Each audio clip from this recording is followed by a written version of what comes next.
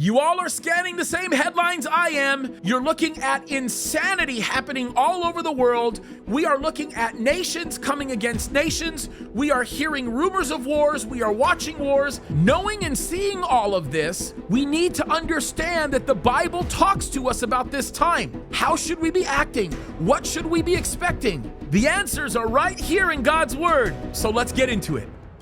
All right, folks. Well, we've got quite the video planned for you today. We are going to first start off with a lot of news stories that are coming up right now. I'm going to read some of the headlines just to sort of lay the foundation for the overall discussion that we're going to have regarding everything that's happening around us. As we know, Israel is undoubtedly at war. We are watching some things happen that are undoubtedly unprecedented. They are absolutely historic. And there's a lot of things happening that make it very difficult for us to make any sense of. So what I'm going to attempt to do after we go over some of these stories is I'm going to give you guys an education of the geopolitics that surround the area. Now, I want you to just understand the fact this is an ongoing educational issue, right? There's a lot of things that surround Israel, but I'm going to try to explain how it all works and lay down some biblical precedent for what we understand and give you an idea of how I think concerning the region so that as you begin to see things developing, we'll be able to better understand together what's actually happening. And I'm going to just tell you this right now.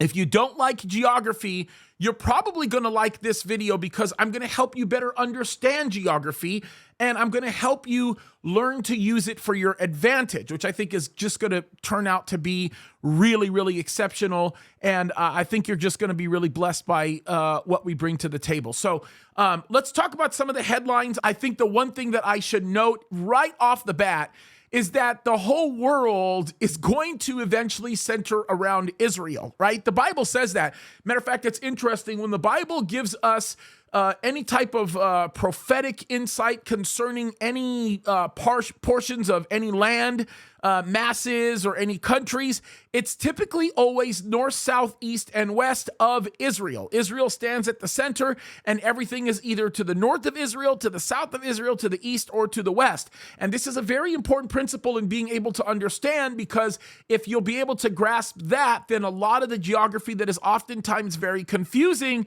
might actually be not so confusing, which becomes something that actually will open up a lot of doors for your understanding to be able to know what may happen or what may not happen in the future. So there's some really good stuff there. So first of all, I think we should say that because of what's happened in Israel, there's a lot of other things that are manifesting around the world that we've been warning people of for quite some time. And some of these headlines are astounding. I'm just going to read some of the headlines. I'm not even going to read many of the stories. I'll just read the headlines because they should be eye-opening as we go over them, right? How's this, for example?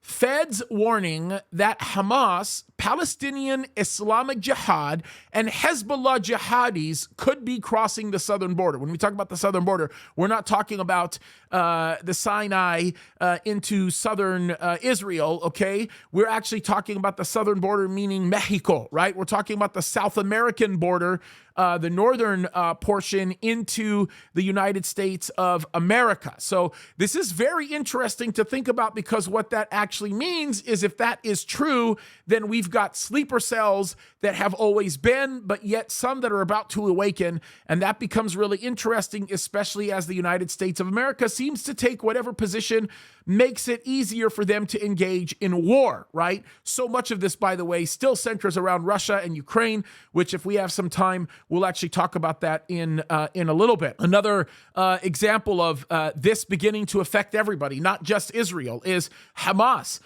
placing rocket launchers near kindergartens, schools, and mosques, even a UN building, right? This is what they do, you guys. Look, we have to understand this. As a matter of fact, it's interesting because there's a graphic that I'm going to show you right now that I think will speak just volumes of what is happening right now in Israel and why it's happening the way it's happening in Gaza, because this is a tactic of the enemy, and he does this very well. And what's interesting with these people is they are seeking to win the media war. So they're manipulating their assets in ways that cause certain things to bring for them a favorable outlook in the media, right? And we're going to talk about the media war in a minute, because I'm going to give you an example of somebody who represents a very notable figure in the media who makes this impassioned argument for the Palestinians, when in reality he doesn't realize he's making an argument to see the Palestinians perish, and he doesn't even realize that he's actually doing that. We'll talk about that in just a second. But so this is a graphic that was given to us by the Israeli Defense Force. It is undoubtedly factual, okay? This represents a very accurate data set and gives us a lot of very good information. Now, if you are looking at this, you guys have to understand we're talking about slightly dated material. Why? Because it represents data as of the 21st of October, right? Now, this is important to note because roughly from that point, almost 6,000 missiles have been launched from Gaza by Hamas into Israel. Now, you are looking at a series of dots here, and what I want you to understand is the darker red dots represent actual rocket launchers being used by Hamas in Gaza, and the lighter dots actually represent failed rocket launches, okay? So what you have to understand is as any of these rocket launchers that exist in Hamas get fired away, 550 of those as of the 21st of October have actually destroyed Palestinian lives that live in Gaza. In other words, these are misfired rockets. Now, they do this because what they want to do is they not only want to draw fire from the enemy in places, or what they call the enemy, in places that are killing innocents and creating casualties that nobody ever intended to create, so that they can go in the media war and say, look at how horrible Israel is, look at how horrible these genocidal maniacs are. They want to be able to say that, but they also do this on purpose because what they want to do is they want to create a sort of a series of incursions by other military forces that create nothing but chaos in the land. If you look at the southern portion of Gaza, for example, and you see all of those darker red dots that are lining up that border, they're lining that border right where Egypt is. That's the Egyptian border, right? And so they want Israel to fire on those positions in hopes that potentially there may be some explosions into Egypt, thus dragging Egypt into the war. So this is something that they're doing on a regular basis, and there's a reason why they put these rockets in those positions. I also think there's something else that's probably pretty useful to say, and that is these rockets are all homemade.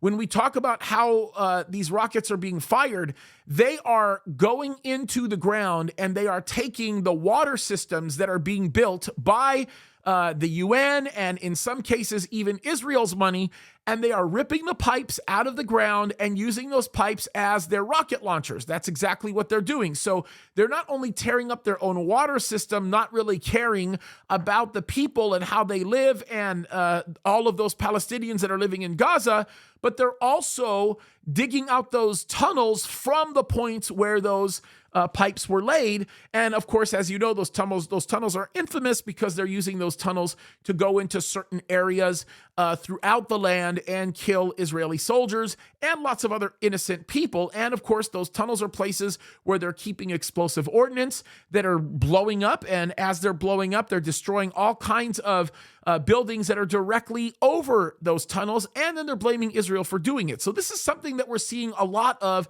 and it's not good, folks. It's a terrible, terrible picture, and it's a terrible situation. So when we see a headline like this, it should not be a surprise to any of us, right? And then there's many other headlines very similar. This is an interesting one, and you want to just talk about how brainwashed people are.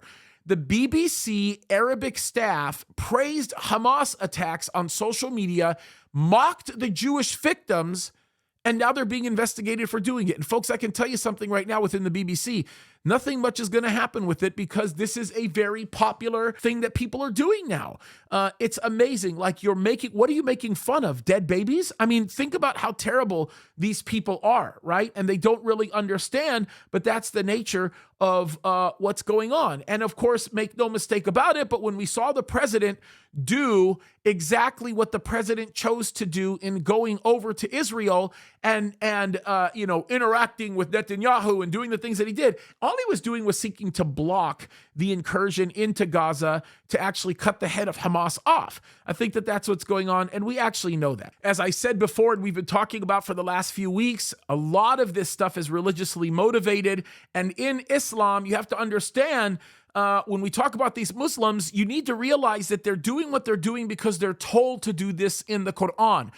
Here's another headline in India. A 50-year-old Muslim father kills daughter, son-in-law over interfaith marriage. Like, no joke, but this is the kind of thing that we're actually seeing happening, right? How about this? How about the fact that the media continues to keep calling Hamas supporters pro-Palestinian? This is a new news article that people are talking about, that it's becoming more and more common, instead of calling them Hamas terrorists, right? Instead of saying that they're Hamas terrorists, they're basically now saying they're pro-Palestinian. So very sad situation. It's just terrible, right? Of course, there's way more stories that you can shake a stick at over anti-Israel hate mongers, basically, that are running around campuses, basically talking about their exhilaration and joy at the Hamas attack. And we saw that happening recently on one of the campuses, and they continue to talk about this kind of evil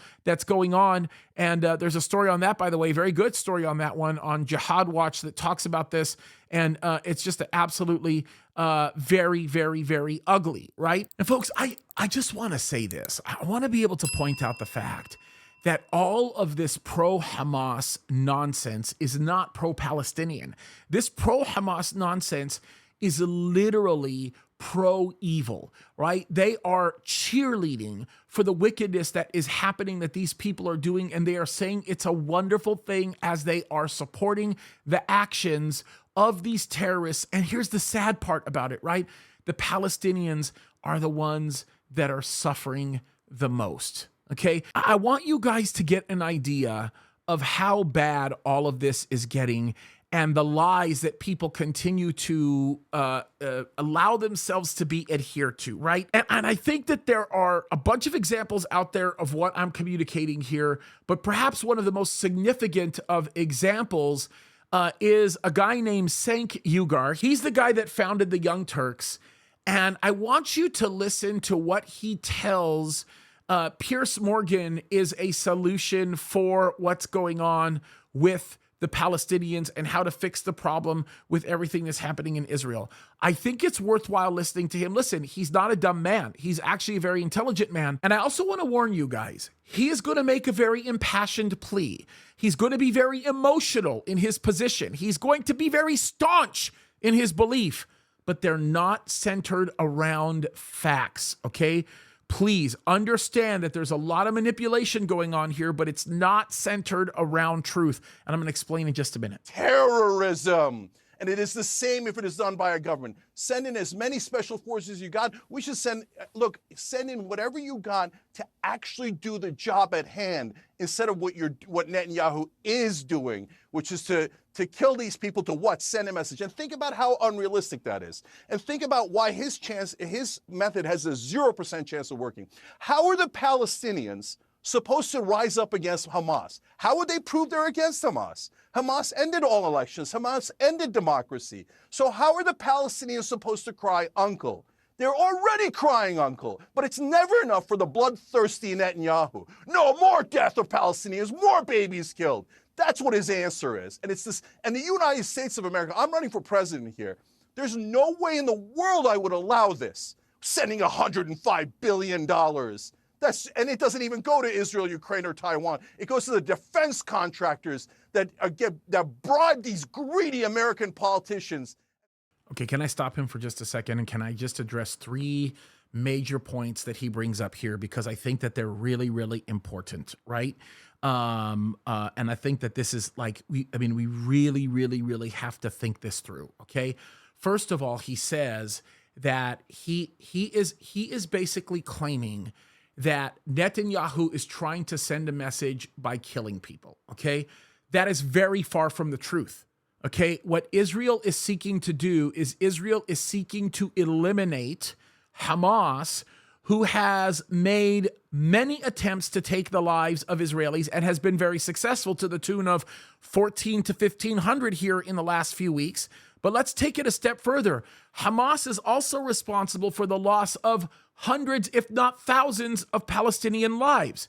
So the idea here behind him talking about killing just to send a message, there's nothing like that going on. Killing is not sending a message here. What he's seeking to do is eliminating a threat. It has nothing to do with sending a message. They made multiple attempts at sending messages, right? And then he talks about, well, what are they supposed to do? The Palestinians are crying uncle. They have to eliminate Hamas. And he keeps talking about this whole idea of that. And he says that the Palestinians are trying to do so. But what he's not actually articulating is the fact that the Palestinians are directly incapable of dealing with Hamas. And so, unfortunately, what Israel has to do is eliminate Hamas. And the only way that they can eliminate Hamas is by targeting them where they are. The problem is they put themselves in the position where there are going to be casualties. There are going to be Palestinians that are innocent that are going to end up dying here because these Hamas terrorists are attaching themselves to these Palestinians. So when these Palestinians die, they're not dying as a result of some bloodthirsty man like Netanyahu. That's what he calls him, bloodthirsty Netanyahu. If people knew who Netanyahu was and they knew his story and they understood what he went through in defense of Israel and the loss of his brother and all of these things, they would recognize very quickly he's not a bloodthirsty man. He has no desire to shed innocent blood, just like most people in Israel, just like a lot of the Palestinians. The problem here is he has to eliminate a threat. And the process of eliminating that threat is the process that's uniquely significant in that in order for him to do so, he has to take out these evil people where they are. And they choose to plant themselves in the midst of some very, very, very dangerous places amongst people who might not necessarily be so dangerous, but they can't deal with it unless they immediately retaliate. That's the problem. And so it's that when you really think about it, this is the actions of Hamas that's getting the Palestinians killed, not the actions of Israel. And I think that that's something that we have to note. Like, it's a very important aspect of all of this. Let's go on to hear what he says. And then get most of that money. And so the long-term answer is 1967 borders and the biggest walls you've ever seen in your entire life. And no one's allowed to cross to either side, but the Palestinians get their state. So he says that the solution here is go back to the 1967 borders. Okay, what everybody doesn't understand is that the 1967 borders were offered. The 1967 borders were offered, and the Palestinians said no. Okay, and not only did the Palestinians say no, but understand, Israel just did what this man was proposing. Israel gave them Gaza. They walked away completely from Gaza. They said, you can have it. It's yours. In 2007, they literally, or 2006 even, they pulled away, maybe as early as 2005. I have to go back and look. I think it started in 2005, was completed in 2006. They pulled away every single Jewish human out of Gaza. It all was given to the Palestinians. And not only was it given to the Palestinians, they built a massive wall around Gaza. And they said, it's yours. You can have it. And what did the Palestinians do? They elected in Hamas, and Hamas did what Hamas does. And they basically chose to stay in power and don't allow anybody to take it away. And of course, Hamas is a terrorist organization that is, in essence, leading a country, basically, if you really think about it. And the real tragedy about all of this is all that land that they've been given has been turned into basically a land of poverty and destruction and pain and suffering. And Israel has had absolutely nothing to do with it. The problem is this is something that they've created for themselves. And so if you can build the biggest wall that you want, they did that around Beit Lahem. They've done that around many areas of what people would call the West Bank, what I would call Judea and Samaria. We see this everywhere. And so his solution isn't working. What he's saying is a solution isn't working. It's not even reasonable. I think that's kind of an important thing to think about. Let's continue to listen to his impassioned plea. Pay attention. And by the way, I just want everybody to know, I'm not making this video to attack him. I don't know him. I have no relationship with him. I just want to point out what is very typical right now of the media and the type of thing that we are seeing on a day-to-day basis. I just want you to be able to learn how to kind of sift through the lies and begin to develop a better understanding of the truth here. So let me just continue to play this. Okay, here we go. To get their state. And if you're a moral person, of course you believe that the Palestinians are not the only people in the world that cannot govern themselves. If you say that, you are being, by definition, bigoted and a racist. So I want to start off by this. If you are a moral person, then you certainly cannot believe that the Palestinians blah, blah, blah, blah, blah. Well, first of all, he's immediately making a very manipulative statement that says you are not a moral person if you actually refuse to accept the false premise that I'm going to create for you, because nowhere is anybody saying that the Palestinians can't govern themselves. Nobody is saying that at all. As a matter of fact, there is a growing desire, even by the Israelis, for the Palestinians to be able to govern themselves. That question is not the issue here. The question is, will they be able to do so without the desire and the bloodlust to eliminate the Jewish state?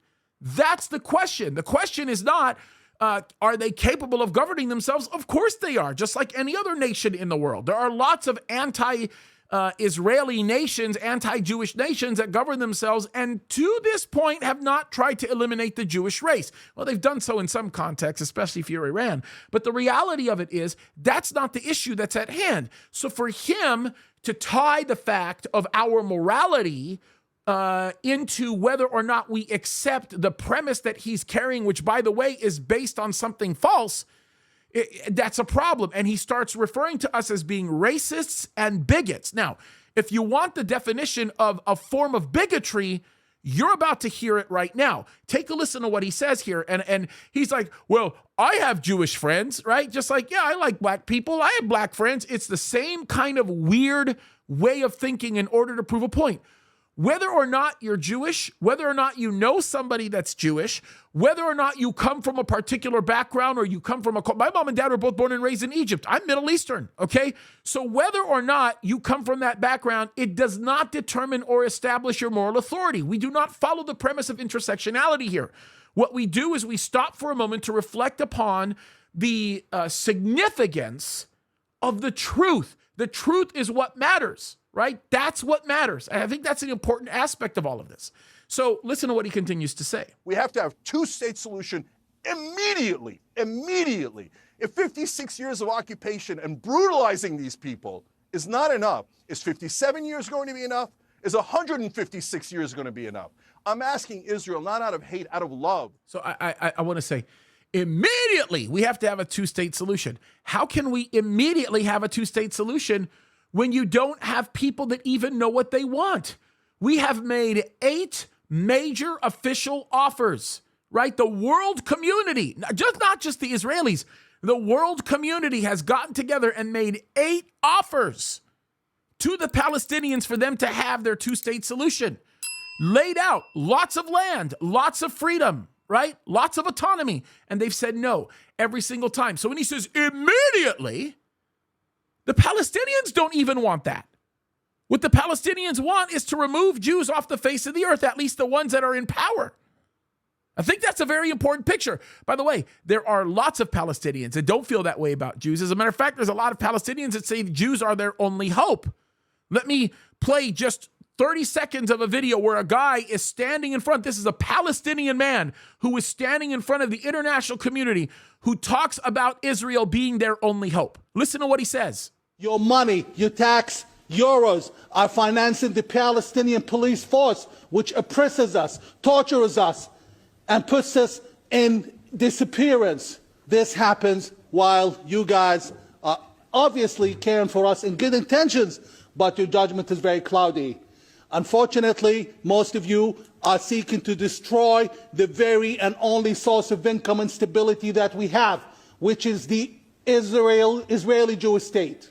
That state has offered us every hope there is in the last 70 years. So there you go. There are even Palestinians that are saying that they want what could potentially be given to them by Israel because they stand as their only hope for the future. So what this guy is making is an impassioned plea based on a lot of facts that he just simply doesn't either know, have, or understand, or refuses to understand. Look what he goes on to say. So many of my friends that I grew up with are Jewish. This is not good for them. This is not good for anybody. Just because so many of the friends that you grew up with are Jewish does not mean that you have the ability to make an assertion as into what's good for them and what isn't good for them. You mean to tell me that it's not good for your Jewish friends to be able to take a stand to protect their livelihood, to protect their lives, to protect their existence, to protect their children from being beheaded? Again, let's just bring it about for a second. Let's stop for a minute and really talk about the facts here. This is important that we get this, that we understand it. It's really critical. Hearts, look, and be the moral people that I know you can be. I've been to Passover dinners where you pray for your oppressors. Now, it breaks my heart, but I got to tell you, you got to pray for those you are oppressing. And to say that you are not oppressing the Palestinians after brutalizing them for 56 long years, you're kidding yourself. And as a friend and an ally, I'm trying to get you to wake up and snap out of this trance. You cannot keep doing this. It is ruining your moral fiber. So we'll end there, but you can understand how absolutely, completely insane some of his assertions are and how actually in many ways can be perceived as bigoted and racist out of his own mouth. Let's just tackle the issue. I've been to many Passover dinners. You understand what happens at a Passover dinner, right? The Passover dinner, there's a custom that's tied to the Passover dinner where the Jews pray for the people that oppress them. And it goes right back to that moment in time where the Pharaoh's army was drowned in the sea and the Jews were rejoicing over that. And God said, they are the ones that I've created. I created them too. Why would you rejoice in their death? And this is where they learned to end up praying for the people that oppress them. So he's taking something so sacred and beautiful and powerful like that moment where the Lord corrected them and told them to have a heart for humanity around them. And now has turned it around to say, why don't you pray for yourselves, who you yourselves are oppressing? Pray for the people that you are oppressing. Well, where's the oppression taking place? Is it really oppression? Define what that actually means. Tell me what oppression looks like.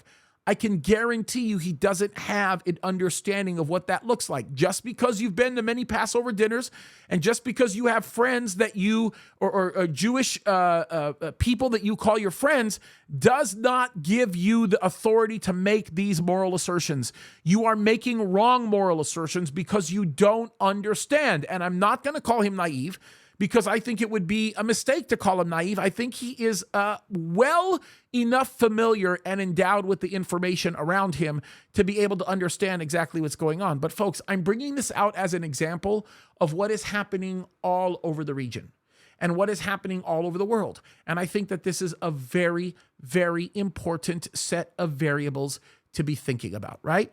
Okay, I want to talk a little bit about the Middle East region. I know that there's a lot of people that have been asking me what happens next, right? And what does the Bible say about the times that we are going to be facing? And I think probably the next major events that we're going to be seeing, biblically speaking, I think is very likely the rapture of the church.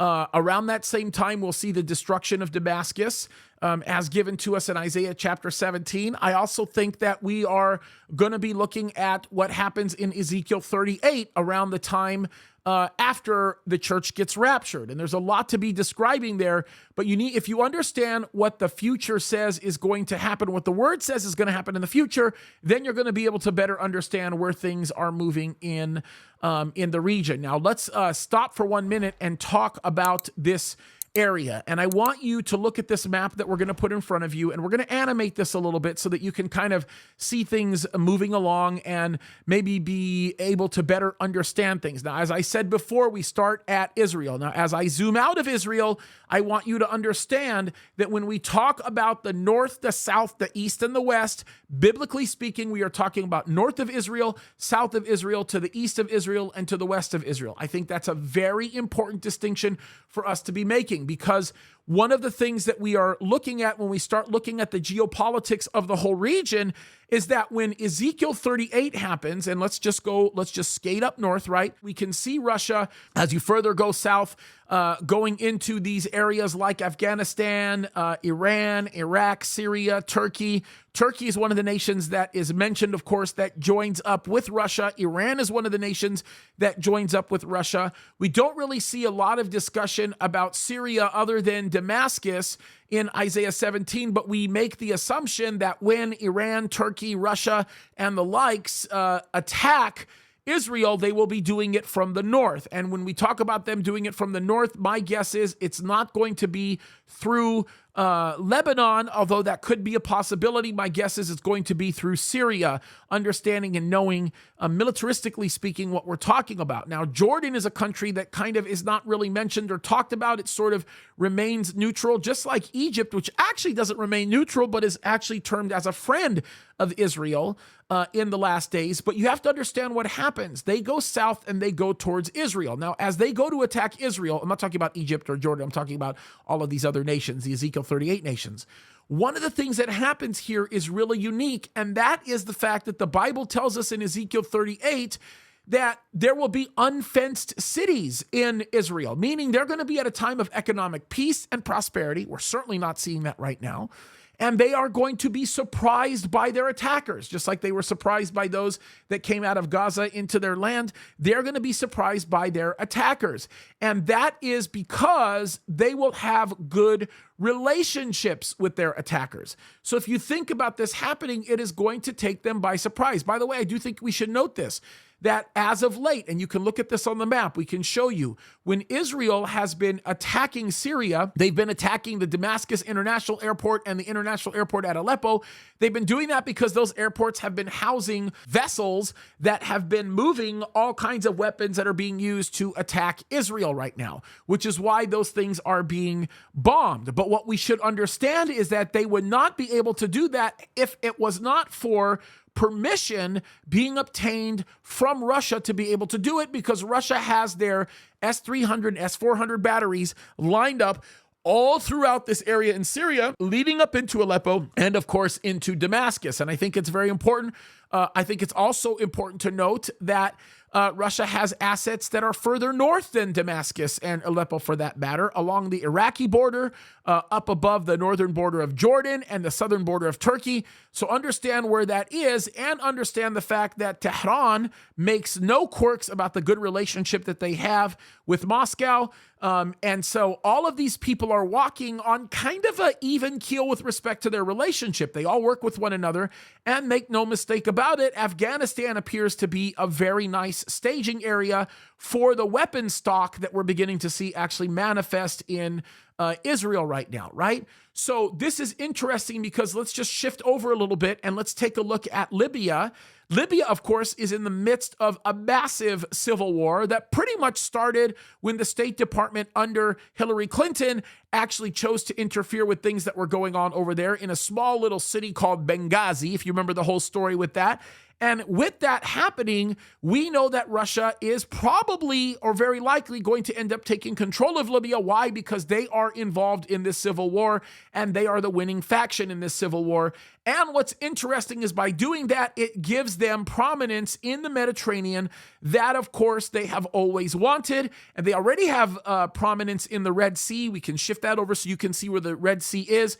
Why? Because the area of Port Sudan and this whole area of Sudan, there are already Russian assets that are there. There's also Russian assets very close to southern Saudi Arabia along the Red Sea, the coast of the Red Sea, right next to Yemen, and across the area from Eritrea, which there's a lot to say regarding that. And I think that we should talk about that, because Russia is all over the place. Now, this is interesting because we know Saudi Arabia is close to Russia. The reason why Saudi Arabia is close to Russia is because of the declaration that the United States of America made regarding the Yemenis Houthis, which, if you can look closely, they are the people that are to the south of Saudi Arabia, the Saudi Arabian border right next to Oman.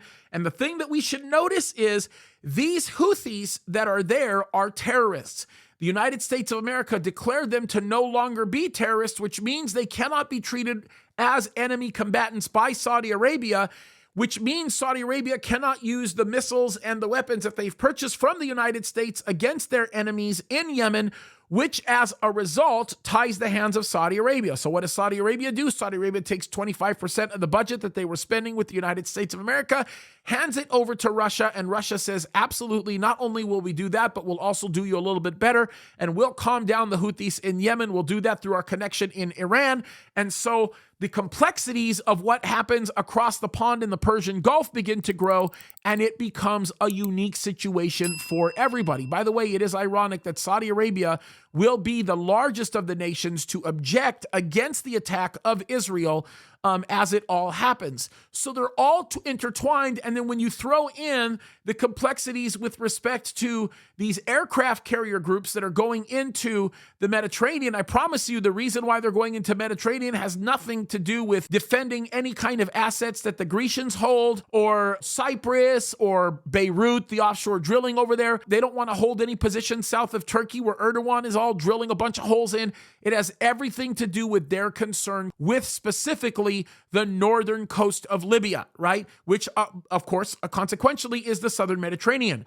Okay. And then with that, there are problems that are still brewing in Ethiopia and Somalia. We don't have to talk about that. I've been talking about Djibouti lately because of the Gulf of Aden that we have been talking about quite a bit. Not to mention some of the complexities that exist from the body of water that connects the Red Sea to the Mediterranean Sea, specifically the Suez Canal, and some of the things that are happening there. And then when you stop for a moment, you kind of skate across a little bit and you go into the Persian Gulf, you're going to realize that there are a lot of issues even in that area with the cities and the countries that are around there, right? I don't have to get into Iran, Iraq, obviously Kuwait. We learned a little bit about the dynamic between Iraq, Iran, and Kuwait many, many years ago with, I think it was called Operation Desert Shield, right? But look at the complexities with the UAE, the United Arab Emirates, or Abu Dhabi, or Bahrain, or Doha, or Qatar. Some of these areas that are over there, of course, Kuwait, of course, when we talk about Oman, all of these areas are significant, and they're issues that we should be looking at because the complexities that could arise at them seeking to continue normalization efforts with Israel are in grave danger. One last thing I should probably bring up, and that is the fact that the reason why Egypt, which of course you can see on this map, is cutting off access by the Palestinians into the southern area of Gaza to enter into the Egyptian borders is because they don't want terrorists in Egypt. And they're concerned about that because Hamas in their charter deems Egypt as a traitor. Why? Because Egypt made a peace treaty with Israel, and any country that makes a peace treaty with Israel, there's a problem. By the way, it shouldn't be ironic to understand that Jordan also took the same stand, and the folks in Amman said that they're not going to open up to any type of Palestinian refugees as well, because they are the second nation that happened in 1994, I believe it is, to make a peace treaty with Israel. So they are now open to the potential of these types of terrorist attacks, and it's something that concerns them greatly. So I want you guys to be thinking about all of this. I think this is all very important. Putting all of this together will help you to better understand what we're dealing with. Now, here's the summary of it all. We are undoubtedly in the last days. We are undoubtedly approaching a time where we are completely headed towards a wall. And that wall is going to be the type of thing that wakes the whole world up. But for us as Christians, we're not going to be surprised because the Bible tells us to be watchful. The Bible tells us to be sober. We understand what's coming. We know that when the Lord comes back, it's going to be as a thief in the night, but we're not going to be taken that way because we are not the children of darkness. We are children of the light. And I think that that's an important thing. I want to kind of close by sharing with you one passage that I think is so incredibly important and critical for the time that we're in and all of the things that we're facing and doing. And guys, I just have to tell you, more than ever, we need to be paying attention to what Paul wrote to the Thessalonian church. Okay. And I'm going to read this to you. This is 1 Thessalonians chapter 5. More than ever, we need to be aware of this. Okay, let me read this to you as we close here. 1 Thessalonians chapter 5, he says this is verse 1, "But of the times and seasons, brethren, you have no need that I write unto you. For yourselves know perfectly that the day of the Lord so cometh as a thief in the night. For when they shall say peace and safety, then sudden destruction cometh upon them, as travail upon a woman with child, and they shall not escape. But you, brethren, are not in darkness, that that day should overtake you as a thief. You are all the children of light and the children of the day, and we are not of the night nor of darkness." Here's the command. I want to emphasize this. "Therefore, let us not sleep as do others, but let us" what? "Watch and be sober." That's the exhortation to you guys. There it is. Watch and be sober. That's the command. One more time. Watch and be sober. We are running out of time. The best way we maintain our sobriety is to stay away from sin. And the most significant way that we become watchers is to know the word of God so well that when we see these things happening, we're able to identify them and move, understanding we have actionable intelligence that comes from the word of God. There it is, folks, okay? God bless you. I hope this has been useful. I love doing these long videos on Friday. We hope that it is an encouragement to you. Please share this with your friends. Let them know that we're here, and we hope that you guys have been benefited from this. We love hearing your comments. If you've got any comments on these, we'd love to hear from you guys, okay? God bless you, and keep seeking the Lord. Love you guys.